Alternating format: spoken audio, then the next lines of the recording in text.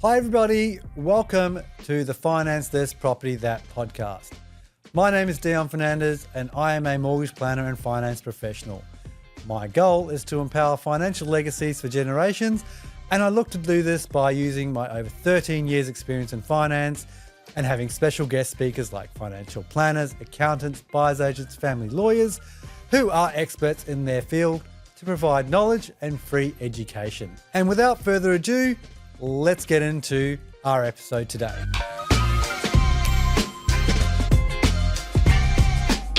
Hey everybody, welcome to this episode of Finance This Property That.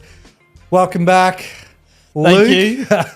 How you going? Good. How you travelling? Oh mate, not bad. It's been a cracker start to the year. It's been, very, very fast paced, but thanks for coming back on. I thought it'd be really good to get you back on again because the last episode that we did literally 2 weeks after that on first home buyers, all the rules and things changed, and I had to make some quick edits to the posts and things like that, going, it's actually this. So what I'd love for you to come back on, which is great. Give us a bit of your time and just talk us through some of those changes. But before we get into that, firstly, how's the aircon in here? It's 16 degrees. Perfect. Yep. Perfect. The girls in the office wouldn't like this temperature. However, this is prime. Mate, you're the only one in the office that likes it at 19 degrees. It's 3 degrees colder than the office, so I think we're kicking goals, mate. You know me well. Yeah, you're prime. Well. It's prime first home buyer conversation temperature. But mate, there's a lot that's changed in your life since the last time we talked. Right? Firstly, and I hope this is okay for me to say, but it's too late anyway. Yeah. Congratulations to you and Caitlin expecting your first child. Yeah. No, thank you, mate. Firstly, thanks for having me back on. I'm pumped to be back in the chair having a chat with you.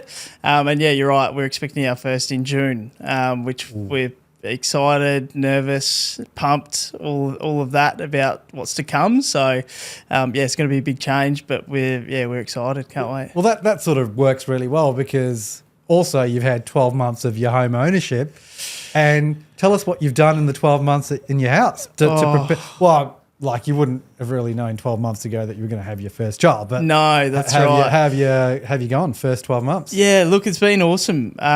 We've done all things from changing door handles, putting up picture frames, signed football guernseys. Caitlin, she's allowed me to put some in there, but not all of them. We're still working on that. Yeah.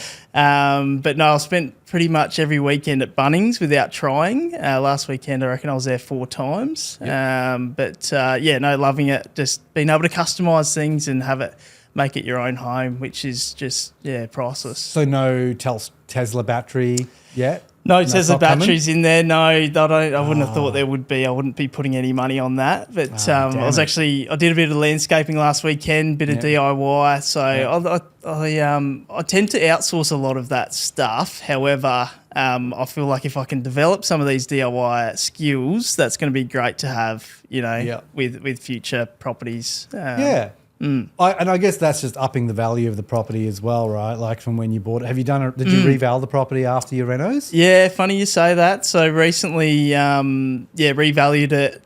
So it was 12 months in December. So we revalued it and we've actually refinanced and took out some equity. So the beauty of the market in Brisbane is just incredible, the growth that we've seen in such a short period of time. So with us, this is probably getting quite personal around our situation and how we bought, but we actually paid lenders mortgage insurance to get into our property. So for those out there that don't know, you actually, to avoid lenders mortgage insurance, you need a 20% deposit. However, we realised that we couldn't save as fast as the market's moving. So we took that, that risk obviously had to pay a fee that we didn't want to, but it's all good in hindsight, right? We've revalued the property. We've now got some equity in there that we can access up to 80% of the property's value without actually having to pay lenders mortgage insurance again. So we've actually accessed some money to now be able to do some investments. Which is, if you'd asked me 12 months ago if I could have done that, I would have thought you're dreaming. Yeah. So let's talk through that, right? Because I want to bust this myth, right? Everyone thinks lenders mortgage insurance is I don't want to pay that fee, et cetera, et cetera. But when you actually break it down, the time it takes you to save, let's say you have a 10% deposit, right? And you don't qualify for any government grants, right? Because we're going to get to that in a sec. To save another 10%, how long is that going to take you, right? And how much is it? So let's say another 10% is 30 grand. Yeah. Well, let's say 30 grand. How long is it going to take you to save 30 grand? And the lender's mortgage insurance charges maybe 11? Yeah. If it's under 80%? Yeah, 11 to 20 grand probably. Yep. Right? So and you get into that property in 12 months' time. So let's talk. So what did you, high level, what did you enter in on that property? With a deposit? No. What did you pay for the property? Bought it for $515. Bought it for $515, and it's now worth about $670. How much did you spend on renos? Not a lot. Less than 10 grand. Less than probably. 10 grand. So $550. Let's call it. How much LMI did you pay? Roughly. I would have been around 10. 10. Yeah. So $550, $560. Spent another 10 grand on renos. $570. Yeah. And now in 12 months' time, it's worth $670. Yeah. And then you've got 80% of $670, refinanced it, got some equity out. Yep. And now have a bit of a cash buffer in play for the baby, basically, right? Or investments, like you said. Yep. And you spread your money. Well, mate, $100,000 profit in 12 months. Yeah. Or $100,000 capital growth in 12 months just shows you getting in the market.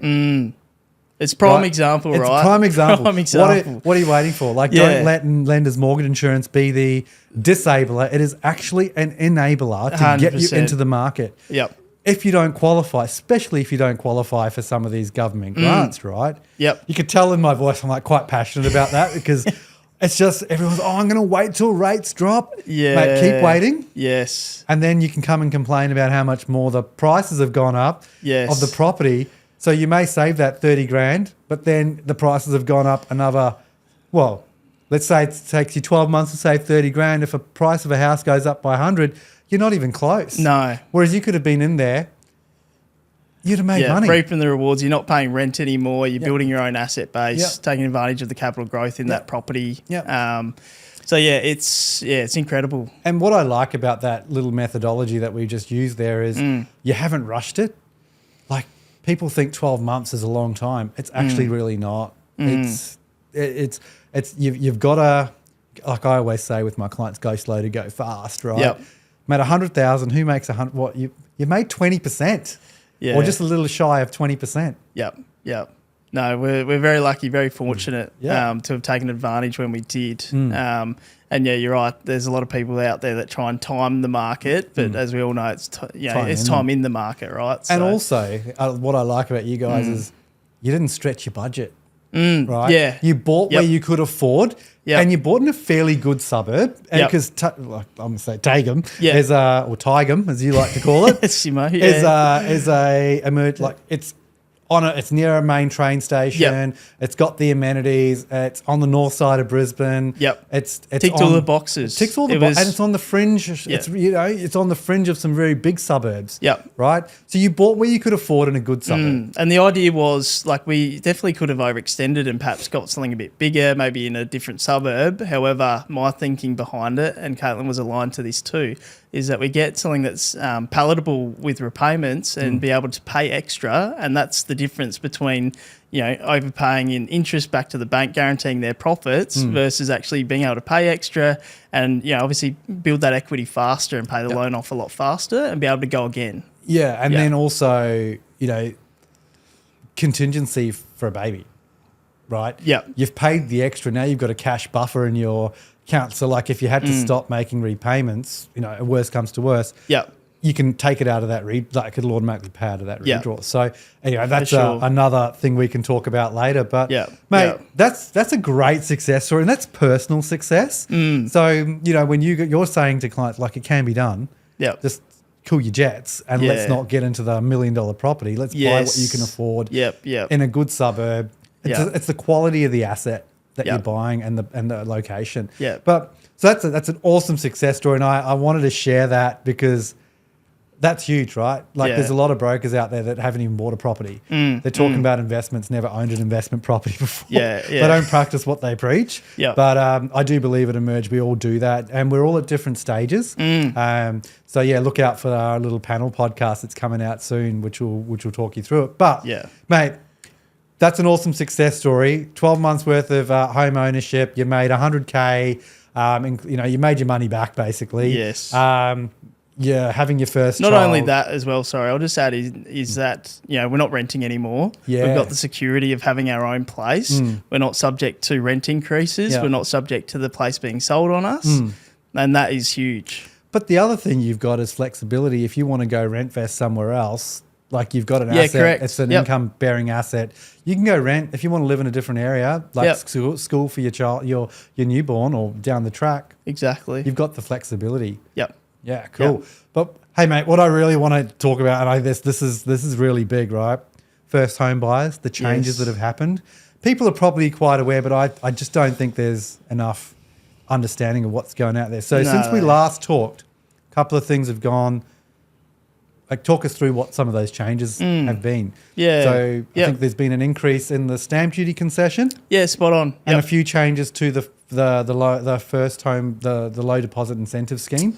Yes. Yeah. Yep. So, Yep. So yeah. the key ones to note, since our last podcast, is the stamp duty waiver is now up to 700,000. So Yes. if you bought a property under the value, it's an existing property, mind you, Yep. under the value of 700,000, you don't pay any stamp duty. Yep. Now, if you were to spend 700,000, that otherwise you would have to pay 17,000 approximately straight to the government in tax in stamp duty. So that's how much you're saving. Yeah. And then between 700,000 and 800,000 for existing property, you'll get some concession. So you won't pay as much stamp duty, but you will still pay some. Yeah. And then around the first home guarantee scheme, which you reference, is like the 5% deposit, no LMI.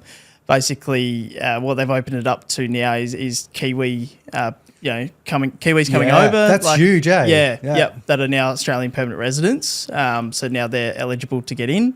So we get quite a lot of the Kiwis coming over, so we're able to help more people, which is awesome. Well, Yeah. I mean, thinking about that change then, so first home buyer the incentive scheme, it's opened it up to permanent residents and citizens of Australia. Yep. And New Zealand citizens. Yep, on right? that special visa. Yeah, Yep. all the special visa.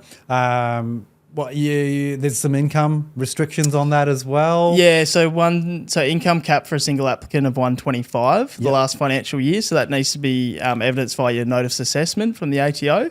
And then if you're a couple, the income cap is 200,000 across the two of you. So I understand some people I'm finding don't quite fit the bill in terms of meeting that criteria. So that's where the other options for you is that you look to pay lender's mortgage insurance like I did. Or if you've got the 20% deposit, obviously that's best case scenario, so you don't pay lender's mortgage insurance. Or the other alternative is that you've got a guarantor. So family that have a property that's got some equity in there that you may be able to utilise to help get you into your home without paying lender's mortgage insurance. Yeah, 100%. And that's a different conversation. And there are some good lenders that do that family guarantee. 100%. So then you've got that. So you're saving 17 grand stamp duty.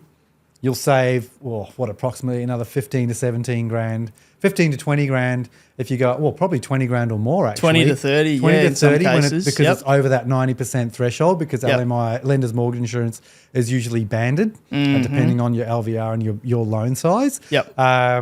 So let's call that, 17, let's call that, 25. 25, so what's that, 30, 40, 42? Yep. 42,000, right? So you save 42,000 for a 5% deposit. Yeah, I've got a good one here for you, right? Yeah, go. So this is a real life example of clients that I've helped in the last 12 months. Yep. So these clients actually come to me, they had some issues with their credit file. So they had a couple of defaults on there. We helped coach them, put them in the right directions to get that sorted, get their credit score up to a level. They wanted to buy their first home. They'd spoken with a couple of brokers and they essentially got laughed at, which is quite sad. So they obviously didn't look like great applicants because of their credit score, and they needed some coaching to get them to where they wanted to be, which was build their first home. So long story short, essentially they went under contract on a land and build in Brisbane, and we got them access to the first homeowners grant of 30,000. 30? Yep, we got them access to the first home guarantee scheme, so they didn't pay lenders mortgage insurance. Let's call that 25. Yep, and then they also got the stamp duty waiver for vacant land, which would be in the vicinity of about 10 grand. Okay, I would so say 30, 25, 55, 65,000. Yeah, And how much deposit did they need to put down? minimal, 5%? 5 to 8% probably. Yep. Wowza. Yeah, and also got them in with a lender that's a Big Four bank. Because when you get on the scheme, you actually get looked at as if you had a 20% deposit. So they actually got an interest rate in the low sixes, and they were with a major bank, which I think's awesome considering where they were.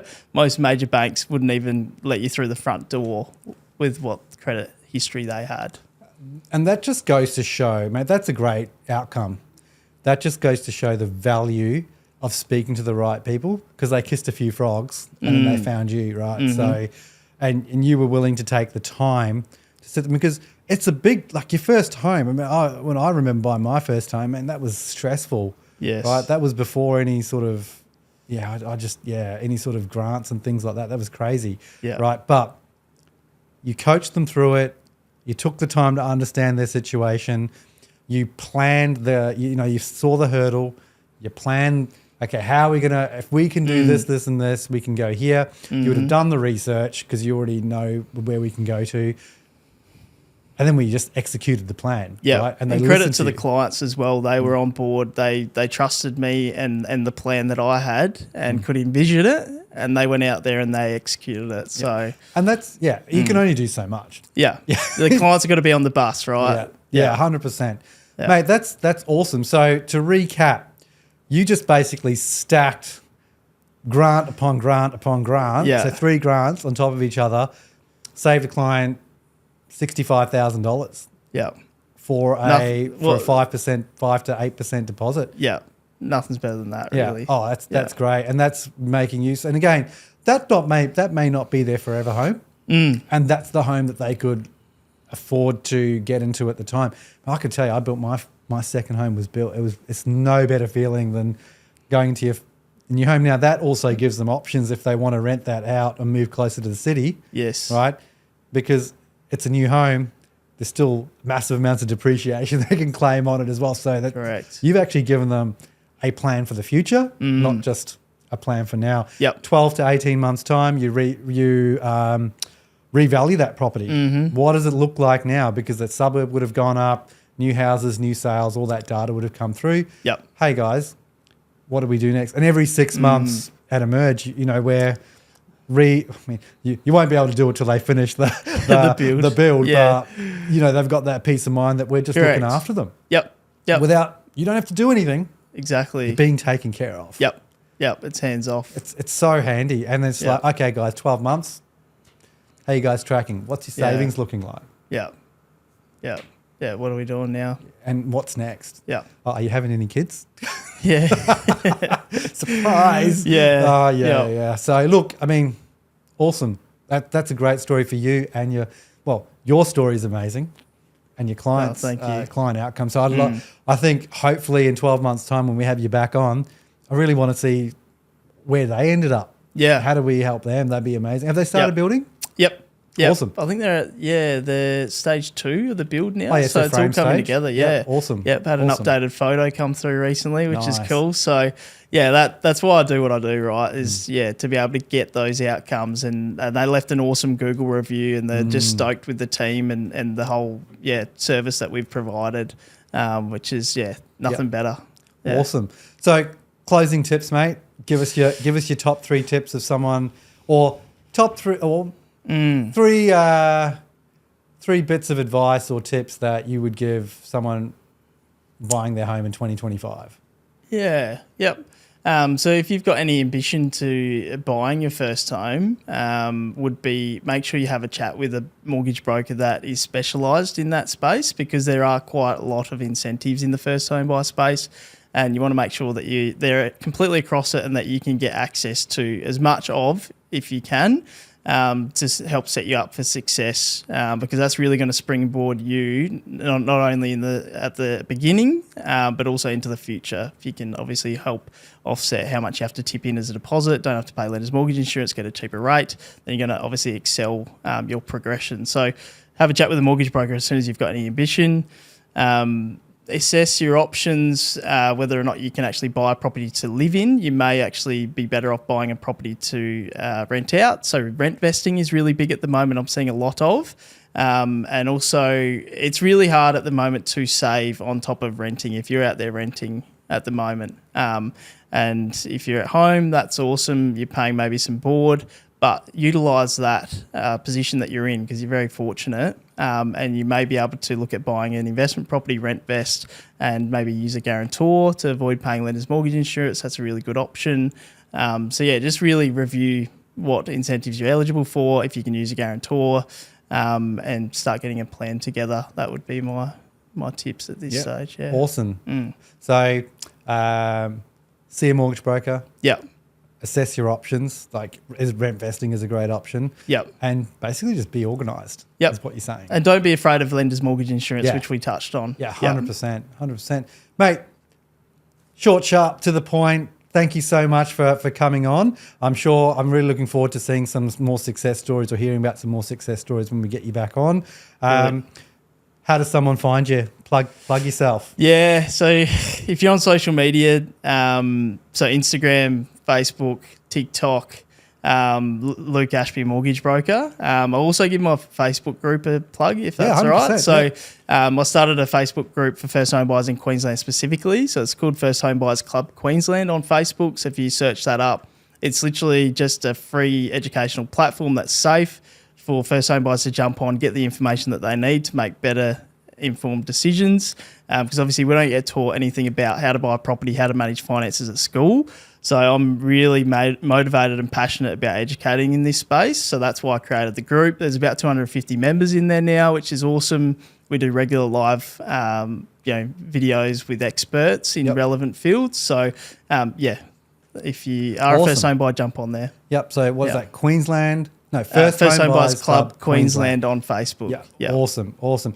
Guys, we're going to wrap it up there. As always, the information on this podcast is very general in nature, doesn't take into consideration your personal circumstances.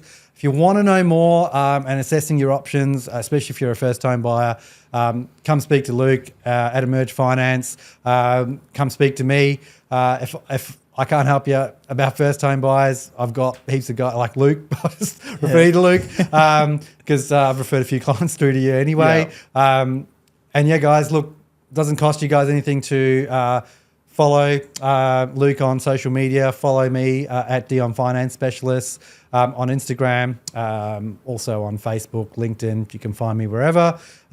Or jump on the Emerge website, www.emergefinance.com.au, and you can find our over 300 Google reviews there.